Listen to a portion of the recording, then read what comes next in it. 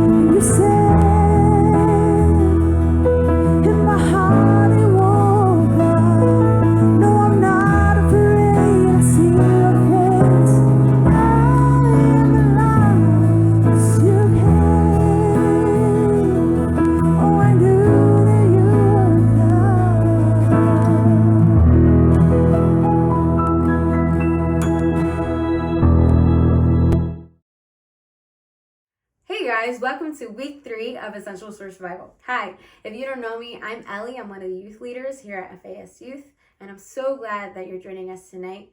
If you are not with us right now, hey, later. I hope you have cleared the living room, you got a snack, you're chilling on the couch, you got your siblings, you got your parents. Hi, parents. And I'm so glad that you made it. I don't know if you guys have watched National Geographic shows or Discovery Channel. I don't know what you're watching, because after you watch everything on Netflix, you don't know what you're watching anymore, right? And they're all kind of the same. Like, you got this one really like caveman looking guy, and he's like, all right, guys, and he usually has an accent. He's like, we're gonna look for water and food, and last but not least, we're gonna make our own shelter. You know what I mean? That's my impersonation, sorry. But they always have the same thing. So my question is for you is, what are some of your things you're doing or eating during this quarantine to help you survive? Like, what's helping you? What's the essentials? For some of you guys, it's probably snacking. I know me. Okay, see this double chin? It was not there before quarantine. Now it's here because of all the snacking. I go to my fridge like every 15 minutes, or my mom keeps like a jar of chocolates. Thanks, Mom. Keeps a jar of chocolates that I'm always picking at. If Eduardo doesn't eat them all, or if Kathy doesn't eat them all. Just kidding. It's usually me.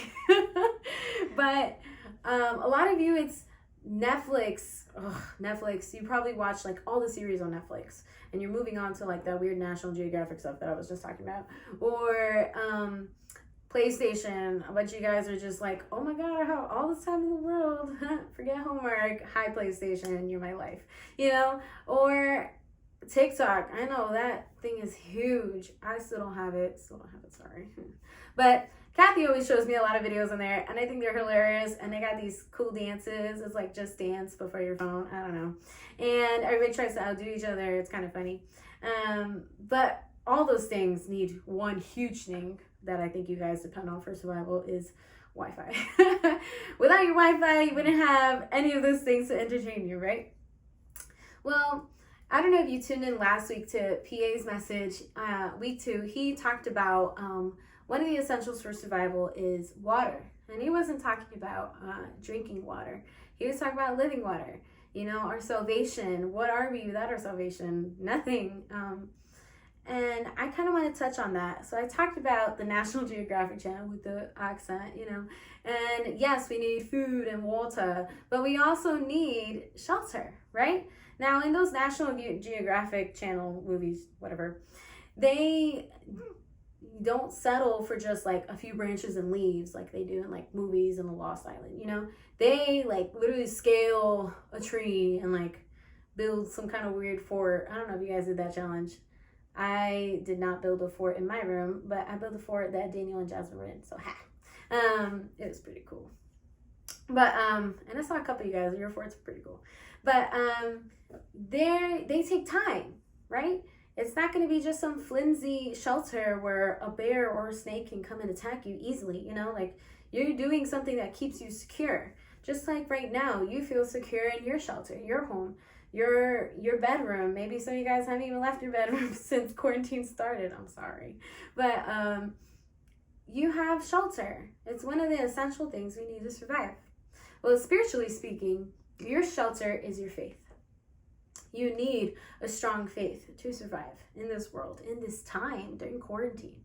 I actually want to dive into the word right now, if that's okay with you. I'm going to go into John chapter 11. Now, if you have been joining us on reading John, our 21-day Bible plan is actually really easy. If you haven't started it, you can start right now. Literally, you would catch up within like a day or two. Literally, I'm that weird person that likes reading. I'm so sorry. But for those of you who don't like reading, it takes not even like 3 to 5 minutes to read a chapter. And then after, you can post a comment or not, or you can like Kathy or I's comments or PA's comments. I actually had someone call me like, hey, I actually like what you wrote there. And I'm like, oh yeah, cool, you know.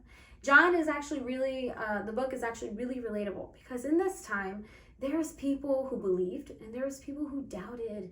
They saw these miracles in front of their eyes. These Pharisees saw the miracles in front of them. They knew the Bible cover to cover, but they couldn't believe, nah, this is not the Messiah. So just to take you into that timeline, in this chapter, John 11, we're meeting, or you're going to see, is Mary, Martha, and their brother Lazarus. So Jesus knew them dearly, okay? And they knew Jesus. And in this time, Lazarus was very sick, their brother. And they believed that Jesus could heal, right? But let's see what happened. So I'm going to John 11, verse 28, and I'm going to start. Having said this, she went back and called her sister Mary, saying in private, "The teacher is here and is calling for you." As soon as Mary heard this, she got up quickly and went to him. Jesus had not yet come into the village, but was still in the place where Martha had met him. The Jews who were with her in the house consoling her saw that Mary got up quickly and went out. They followed her, supposing that she was going to the tomb to cry there. As soon as Mary came to where Jesus was and saw him, she fell at his feet and told him, "Lord, if you had been there, my brother wouldn't have died." When Jesus saw her crying, and the Jews who had come with her crying, he was deeply moved in his spirit and troubled.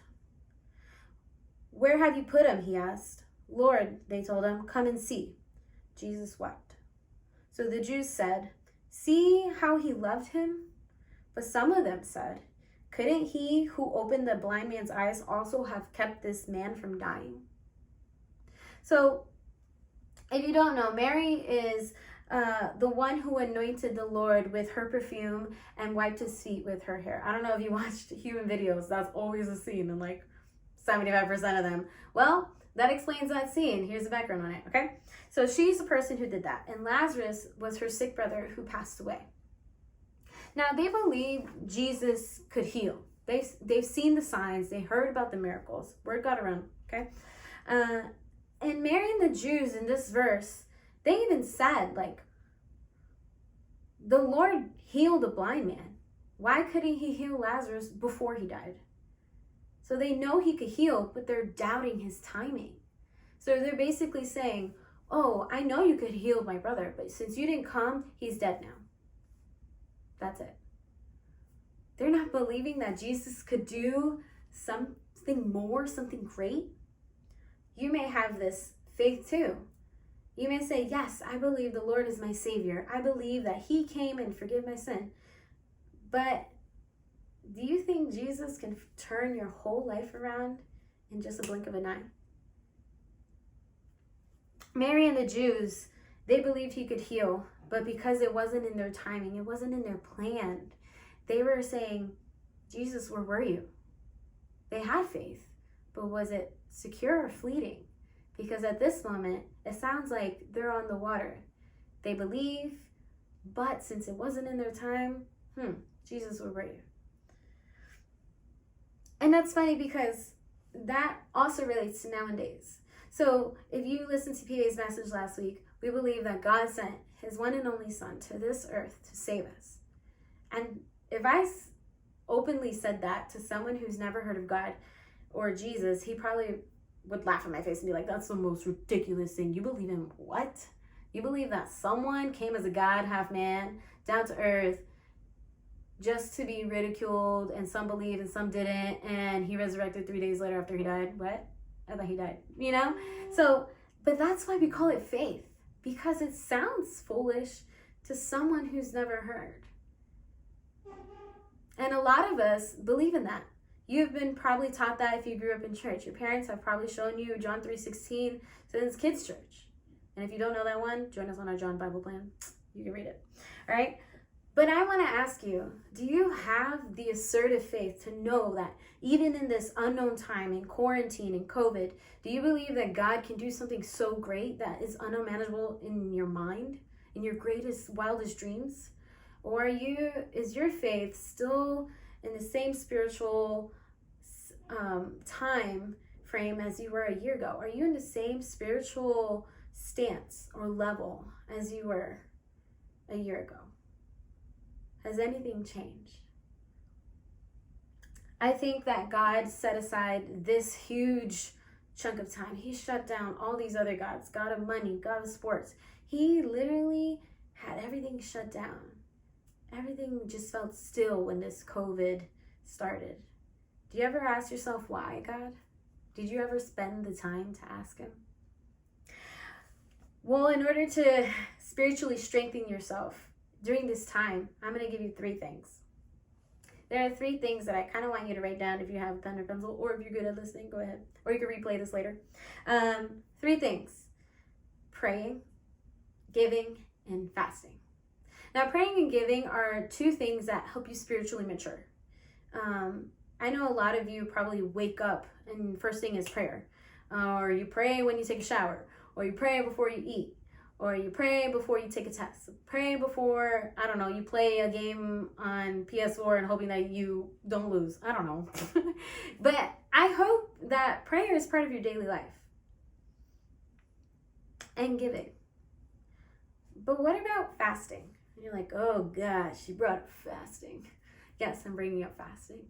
Because fasting is one of those three things that help you spiritually strengthen yourself. Now, a lot of you have heard about fasting and you're like, oh Lord, she's bringing up it. Yeah, it's not everybody's favorite subject. I, for one, hate fasting. And you're like, oh no, she said it. Yes, I said it. I hate fasting food. I am a foodie. Look at this subject.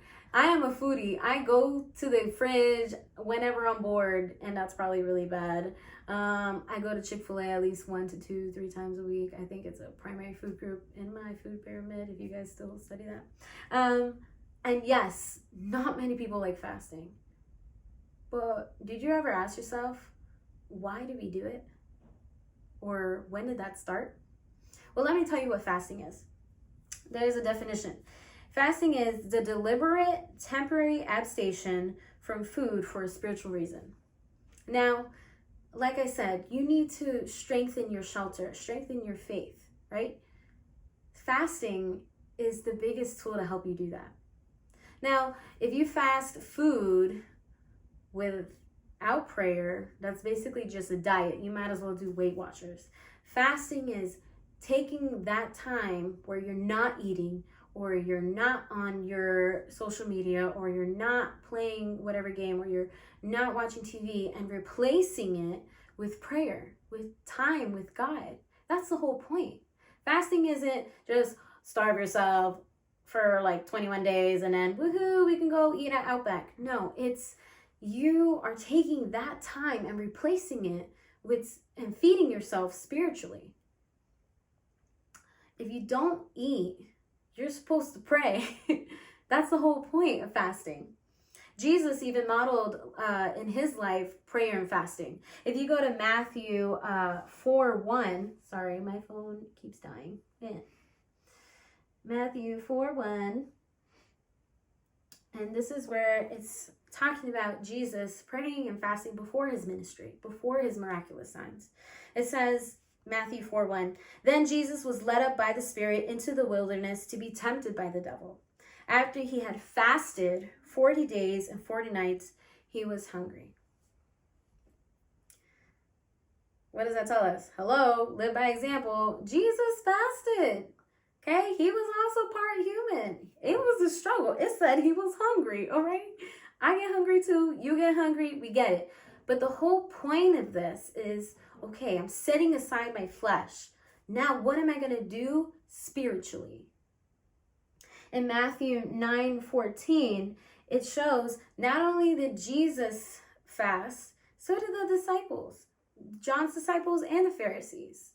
And it's funny though, because in this time, they're talking to Jesus. And if you go to Matthew 9:14, it says, then John's disciples came to him saying, why do we and the Pharisees fast often, but your disciples do not fast? And Jesus said to them, can the wedding guests be sad while the groom is with them? The time will come when the groom will be taken away from them, and then they will fast. No one patches an old garment with unshrunk cloth, because the patch pulls away from the garment and makes the tear worse. God's already telling them his plan. He's saying, I won't be here for much longer. You're going to need to fast because I'm giving you the Holy Spirit. The thing is, though, he wants to tell them it's your job to fast. So I'm here to tell you guys, I'm sorry, it's not your pastor's job, it's not your parents' job, it's your job to fast. If you don't want to be in the spiritually same state as you were a year ago, this is your time to strengthen yourself. Take all this time to really invest in yourself spiritually. In Matthew 6:16, the Bible tells us what to do when you fast. So I'm going to read from there, Matthew 6:16-18. It says, whenever you fast, don't be gloomy like the hypocrites, for they disfigure their faces so that their fasting is obvious to people. Truly, I tell you, they have their reward. But when you fast, put oil on your head and wash your face, so that your fasting isn't obvious to others, but to your Father who is in secret. And your Father who sees in secret will reward you. God is telling us, okay, I gave you an example. Jesus fasted. Not only did he fast, all the other people who followed him fast. But when you fast, I want you to do it personally. Now, this may sound a little weird because in our church, we have done what we call a corporate fast, where we do a partial fast as a group together, but that's just to help each other build accountability. It's to help you who maybe haven't fasted before start out. Fasting is for everyone. It's not just for the people who don't like it, me. It's not just for the people who love it. I love the result, okay? For some reason, when I feel in my spirit that I need to fast, it's just, I don't want to say it's a feeling, but it's like a pressure, like a hold that I need to release. I need to set aside time. It's like a necessity, just like an essential for survival. I feel like I need to do something about it. When I do that, I don't just say, for example, for a couple of times I've fasted my phone because I felt like I was spending way too much time on it. Even during this quarantine, you know, when you get that update on Sunday and it tells you like how many hours you've been on your phone, mine was skyrocketing. It was ridiculous. And I knew I needed to do something different. I was like, okay, if I could spend all this time literally staring at a screen because it's telling you your screen is on, you're looking at it, okay? Then I can spend that time doing something more productive. And I'm not talking about, oh, I won't be on my phone. I'm going to go ride my bike. Yes, I ride my bike. Oh, I'm not going to be on my phone. I'm going to learn the ukulele. Yes, I've been learning the ukulele. But during that time where I just said, you know what, I had it with my phone, I decided to spend time with God. And he answered a lot of questions that I was still unsure of before quarantine. And that's what people love when they do fasting. They love the result. But you have to humble yourself first in order to get the result. In Matthew 17:21, I'm going to show you a huge reason of how beneficial fasting is. It says, then Jesus rebuked the demon and it came out of him. And from that moment, the boy was healed. Then the disciples approached Jesus privately and said, why couldn't we drive it out? Because of your little faith, he told them.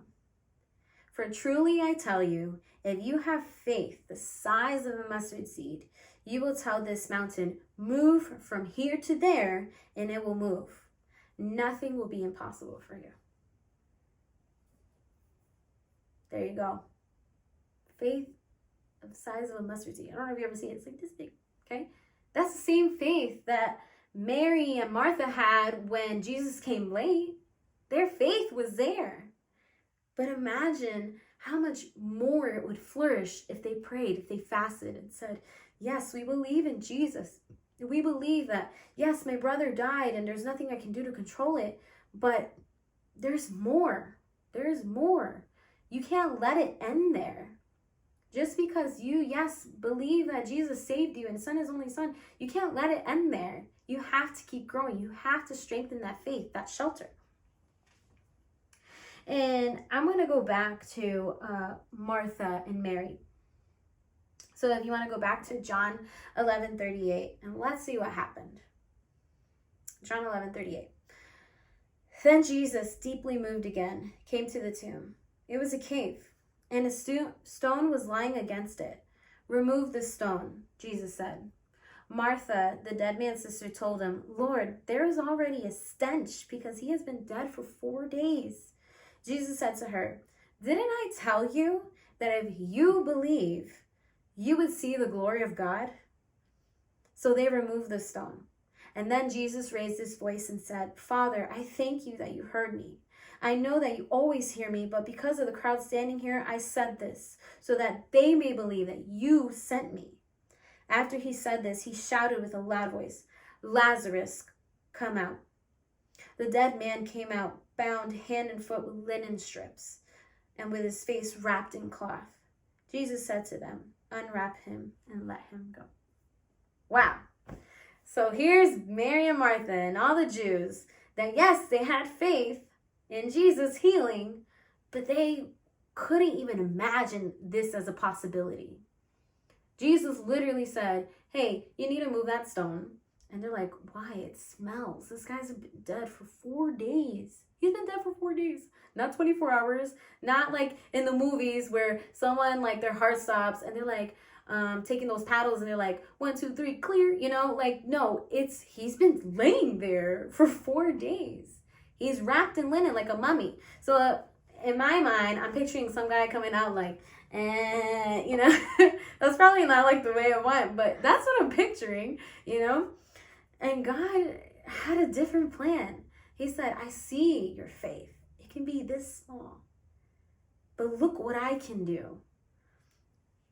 That's one of the benefits of fasting is you don't know what the result is going to be, but it's going to be, I promise you, if you humble yourself and name that fast, you will see even greater results than you thought you would.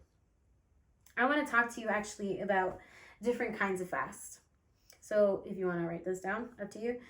There's many different kinds of fasts. There's a water fast that Jesus, Moses, and Elijah did. There's partial fast that we've done at church. If you have been at our church, you know that every beginning of the year in January, we do a 21-day Daniel's fast. Except for vegans, that is not a fast for you. Okay, you need to fast something else that's harder because you're saying, "Oh, I've been fasting for 6 years," and yeah, whatever. You know, set it aside, vegan. Go fast something else, okay? Fast to fake cheese. But there's also a full fast that Esther and the children of Israel did for 3 days. That means no food, no water, no water. You know, it's picture the SpongeBob. Can I get you anything? Water would be nice. No water, okay? And there's also the liquid fast. So liquid fast could be like water, juices, smoothies, if you want to go there.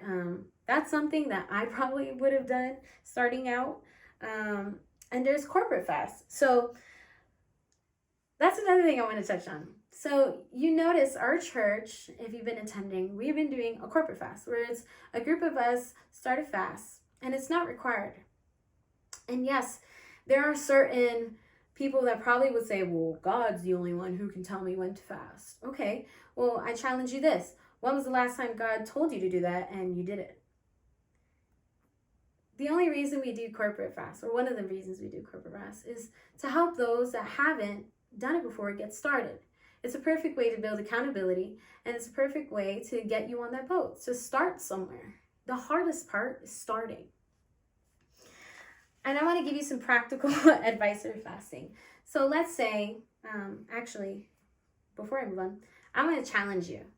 I want to challenge you. Yes, you, the person looking at the screen, whether it's at 3 in the morning or right now at 7, whatever at night, okay? I want you, okay? And this is including parents, including siblings. I want you to fast. Why not? This is a perfect time. You're not busy. Well, some of you guys, I'm sorry, if you're still going to work, you know, pray for those nurses, pray for the doctors. But for those of you who have the extra time, this is perfect. This is a perfect setup. I want to give you some advice. Name your fast. Put faith. Put a demand of faith on your fast. Don't fast for money ever, because that's a God, and God can do miracles without money, okay? So don't fast for that. But I want you to put a demand of faith on your fast. What do you want to see at the end of your fast? You'd be surprised what God can show you. It could be a 24-hour fast. It could be, you could do from Wednesday to Friday. But I challenge you, do a fast. And don't boast about it. That's another rule, or another guideline, I guess, God gave us when he wrote down that he wanted us to fast. Is don't boast about it. That's a personal encounter between you and God. You put your demand of faith on it, well, God's going to personally take care of it but you have to humble yourself.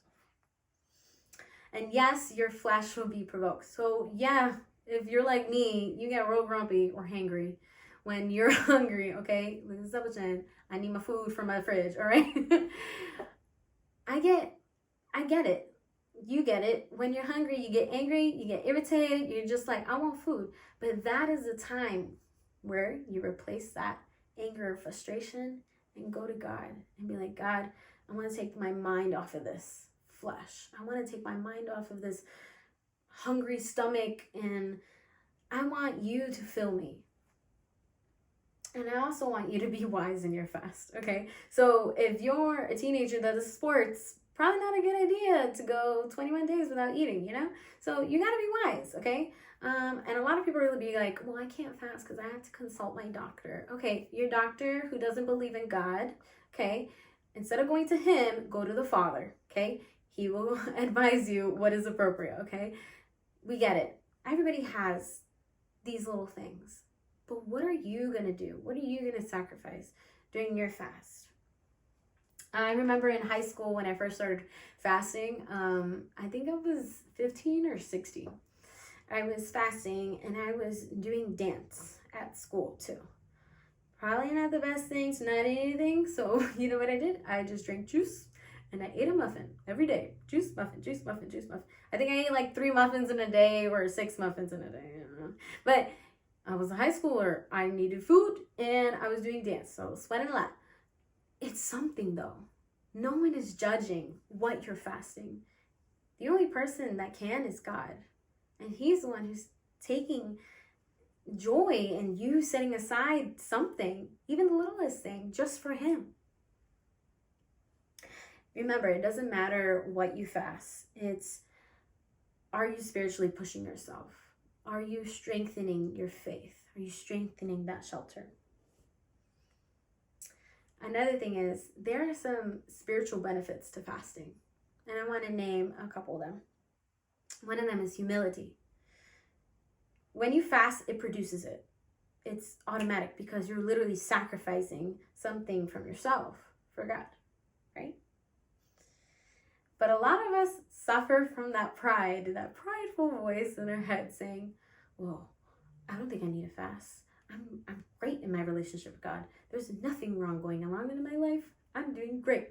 Fabulous. Good for you. But you can always grow. You can always grow. I'm still growing. You're still growing. Your mom and dad are still growing. We're all growing in our faith. That's why we go to church. To grow in our faith together.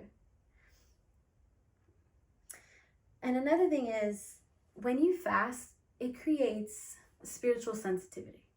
So I know a couple of you have been to Rise or been to service at our church, and you see all the people in the front just raising their hands, and some kneeling, and some of them crying, some people dancing in circles and jumping, you know, and maybe that's not you.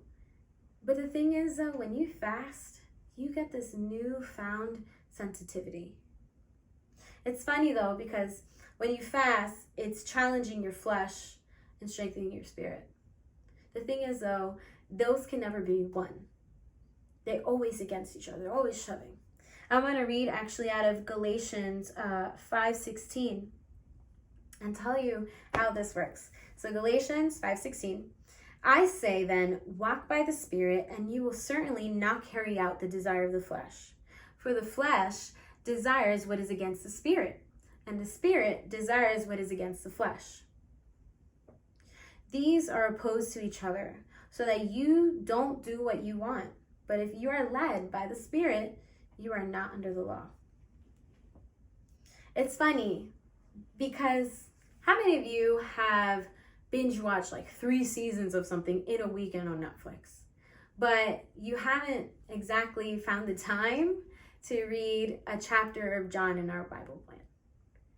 It's funny because Netflix makes it so easy. They automatically play the next episode. And it's after like 4 or 5. They're like, are you still there? And all you have to do is click a button and be like, yeah, I'm still here. But it's so hard to find the time to read one chapter in 3 to 5 minutes. Isn't it funny? your flesh is so easy to please and your spirit is so hard to strengthen. In Galatians 5:16, it's saying, set aside that flesh. Be guided by your spirit. Fast. Strengthen that spirit. So maybe Netflix won't be such a big 3-season thing in your weekend anymore. Maybe it'll be John's chapter 1 through 10. It'll take you 30 minutes, I promise. Fasting also prepares you to receive those miracles at the end. Fasting guides you spiritually to help not only in yourself, but maybe guide others around you. You'd be surprised how influential you are to your immediate family, the people who are sitting next to you. Yeah, the person on your left, and the person on your right. Or if you're by yourself, you'd be surprised how much influence you have on social media. I'm so happy that so many of you are actually participating in our challenges on social media, and I hope you keep that up, because you'd be surprised after this quarantine how many people will ask you, hey, what is that you're posting? I notice you started tagging these people. Who are they? I challenge you, please fast. Strengthen that spirit. Strengthen your shelter, because there's going to be people who are still confused out there during this quarantine, during this COVID, and they see that you're not as exactly worried. And they're going to ask you why. I want you to respond with what God tells you. I really appreciate you guys joining me tonight. And this is only the beginning. I really hope that you join our Zoom meeting after this and you talk to us.